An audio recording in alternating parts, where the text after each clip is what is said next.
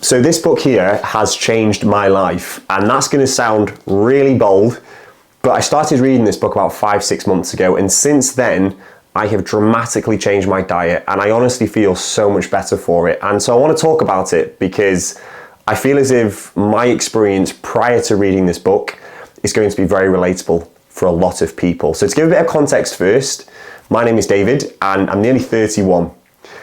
And for as long as I can remember, without knowing, I have heavily relied on ultra-processed food. And it was a few months ago when I started thinking to myself, why is it that I've consistently got digestive problems? Why is it that every single day, or every time I go for a run at least, I feel some level of discomfort in my stomach, to the point where I'm rushing to the toilet after I've had a run? It just didn't make sense in my head because I thought I was healthy. I thought my diet was very good. I was conscious of my fruit, I was conscious of my veg, and I was choosing foods in the shop that sound really healthy. I'm sure some of you can relate to this, but it wasn't to be the case. This book here by Chris van Tulleken called Ultra Processed People, it just simply opened my eyes to what is actually going on within the food industry and what it is that we're actually putting in our bodies. And I want to make it very clear, this video is not going to be a case of me telling you that you should do X, Y, and Z. It's going to be a case of this is what I learned, this is what I applied, and this is how I now feel. So with that said, let's talk about what ultra-processed food actually means. What is the definition?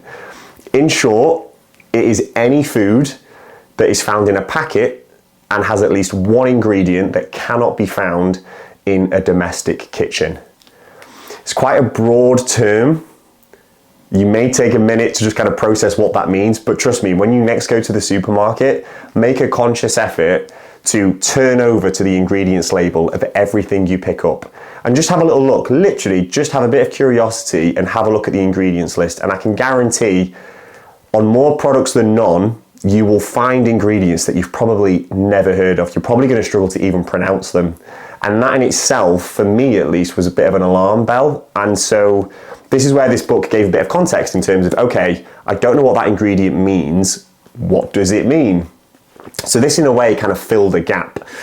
So now we've got the definition out of the way, let's talk about the three biggest takeaways, for me at least. The first one is very simple and it's quite holistic. Any food that is marketed as healthy is likely not. Again, when you go to the supermarkets and you do your normal shop, if a food is having to tell you that it's healthy, it's probably masking something underneath. For example, it's very unlikely that you'll go and pick up some porridge oats and you'll have big, bold claims about how healthy it is. However, if you go and pick up some Cocoa Pops, you'll be sold every positive message under the sun, and it'll be very family orientated. The reason for that is fundamentally Cocoa Pops are not going to be great physiologically for the body, but if they are plastered with different health claims, it's probably going to make you more inclined to buy them, certainly for kids. And I can't relate to having kids, but it must be a freaking nightmare when you go down the cereal aisle. I know that I was when I was a kid. Oh my goodness me, the amount of times I would have wanted Frosties, Cinnamon Grahams, Cookie Crisp.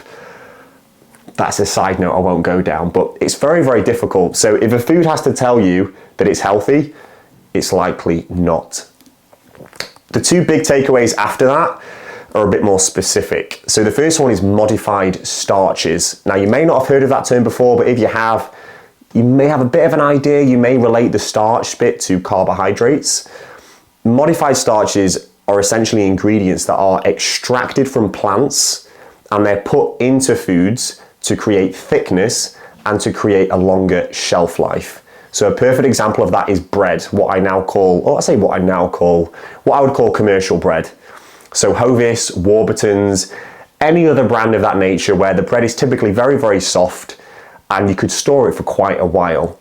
That kind of product probably has a lot of modified starches. I'll leave a few examples below because I think it's important to recognize what it is and where they can be found. But modified starches are everywhere, particularly for the latter point. If you're somebody who relies on convenience food, and that was me, you're likely consuming a lot of modified starches, and the danger of that is it's not very friendly for your microbiome. And I'm not a scientist, I'm not going to go into what detail that actually entails, but what I do know is since removing it from my diet, I'm not bloating anymore, I don't have any flatulence, I feel very comfortable in terms of my digestion, and these are things that typically are triggered from modified starches.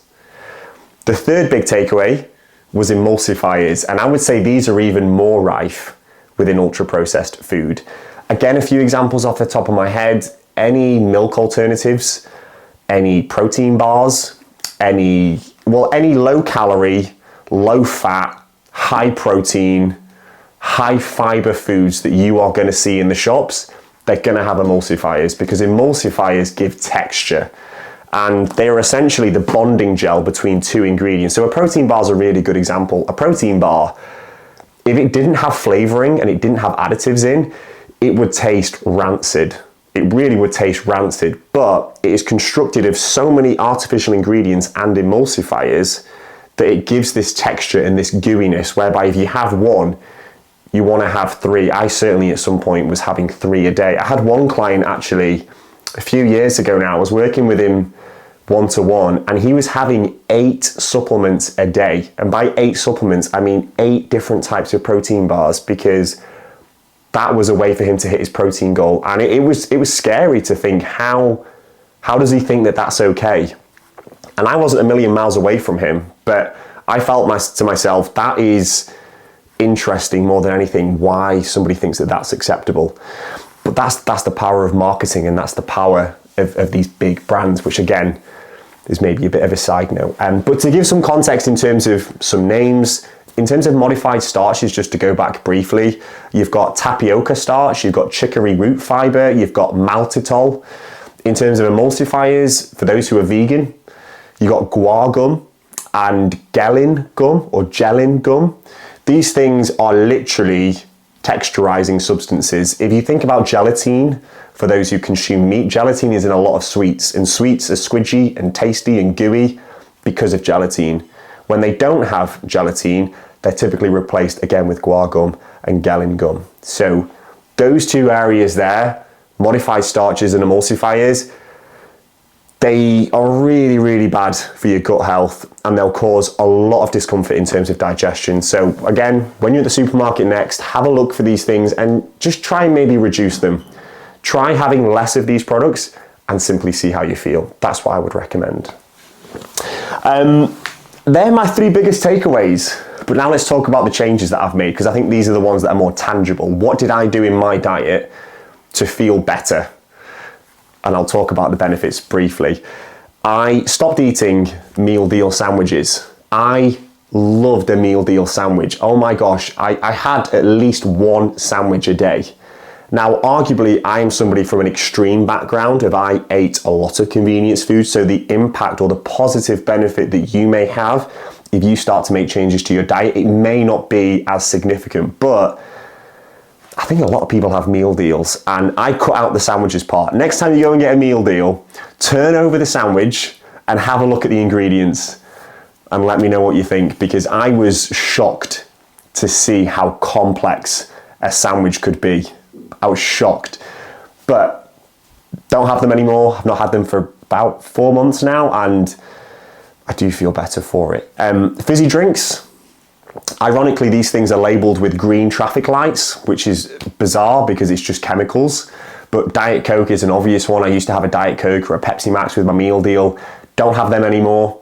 Cut them out. Feel better for it. Other examples, milk. I used to have almond milk, oat milk, soya. I don't have any alternatives. I just have normal milk now. In terms of bread, I think a good rule of thumb anyway is the less ingredients in a food, the better it's probably going to be for you. But particularly with bread, again, going back to the meal deal example, when you next go to the shop, pick up a loaf of bread, turn it over and have a look at what's in it, because there's going to be a whole concoction of different ingredients and numbers and emulsifiers, starches. It's a little bit overwhelming. So I now choose sourdough. And generally speaking, you're probably looking at around 6 to 7 ingredients. I personally get one from Aldi. I don't have it with me now. I'll see if I can link it below. But sourdough bread, much more simplistic. It's not going to be as soft as the commercial bread that you may typically be having, but there's a reason for that. It's proper dough, it's proper grain. So that I changed in terms of bread. I don't have protein bars anymore, just cut them out completely. Again, I was having 2-3 a day, and that's probably one of the biggest changes that I experienced, not having protein bars. But again, next time you go to a shop, look at a protein bar, tell me what you think about the ingredients. And finally, cereals. I don't want to throw anybody under the bus, but there's a big trend at the moment for low calorie, high protein cereals. And there's one ingredient in particular called Inulin, INNULIN. And this ingredient is derived from a plant. The body cannot process this ingredient, but if you have the equivalent of a normal sized bowl of this low calorie, high protein cereal compared to a bowl of porridge, your digestive system is going to have so much difficulty. And again, I speak from experience. So cereals, I completely cut out. Protein bars, I completely cut out. So to get to the final part of this video, we're 11 minutes in. I hope this has been useful so far. How have I felt better, or what's been the difference? I would say the biggest difference, above all else, is better digestion. I generally feel so much better in myself, and I feel so much better about my everyday life. I don't have any upset belly grumbles. I don't have, to be explicit, any constipation or diarrhea, certainly after going for a long run. I know there's going to be a few of you watching this who have been for a run and your tummy feels like it's all over the place during and especially after. I don't have any of that anymore. I don't just get like weird stomach pain like halfway through the day. Just digestion is really smooth, which is great. Acne. I'm somebody who really suffered from acne growing up, and you know what? There's every possibility that it could have been from the food. It may have been other things within my lifestyle. It could have been hormones, whatever it was. But my acne has significantly reduced over the past 4 or 5 months, and I can only put it down to the fact that I've changed my diet and I've removed a lot of ultra-processed foods. And that was a huge thing for me. And I think cravings. I think the last one I've got here is cravings, and it's quite ironic because I'm going to use low-calorie alternatives, for example. I loved a low-calorie alternative. I loved a tub of Halo ice cream as opposed to a Ben & Jerry's because I was getting in my head the same reward for a quarter of the price. Halo is around 350 calories. Ben & Jerry's is around 1,200. 1,200 calories is essentially just a full fat milk, which is quote-unquote normal milk. Go to the shops, have a look at some low-calorie ice cream. I can guarantee you cannot even pronounce half of the ingredients on that list. And again, Inulin is going to be an ingredient on there, and that's why the next day when you have these products, you're going to have a lot of discomfort in your stomach, you're going to have a lot of wind. But yeah, I think just generally speaking, I don't have as many cravings. And I think that's probably a good way to wrap up this video. Ultra-processed food, what I learned very quickly, is designed to taste really good, and therefore, we can't stop eating it. Think about good food that you enjoy. Chocolate, sweets, crisps, fizzy drinks. These foods taste great, and it's very difficult to open a packet of sweets and have one of them. It's very difficult to open a packet of Quality Street and have one of them. You want 10 of them. You want the whole bag. You want the whole tin.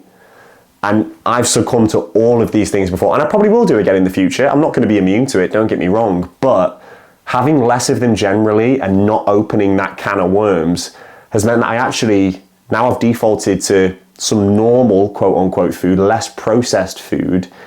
I feel more satiated, I feel like my energy levels are higher, and I just feel better for it. So, yeah, wanted to talk about it. This book, I'd highly recommend reading this book, listening to this book. I'll leave his link below as well because I think he deserves the credit. I know he credits a lot of people in this. It's all research-based, by the way. It's not pie in the sky. He doesn't say this is what you should do as a result. He says these are the facts, do what you want with them. So ultra-processed people, it has changed my life and I hope it changes yours. Any questions, let me know, and I'll speak to you soon.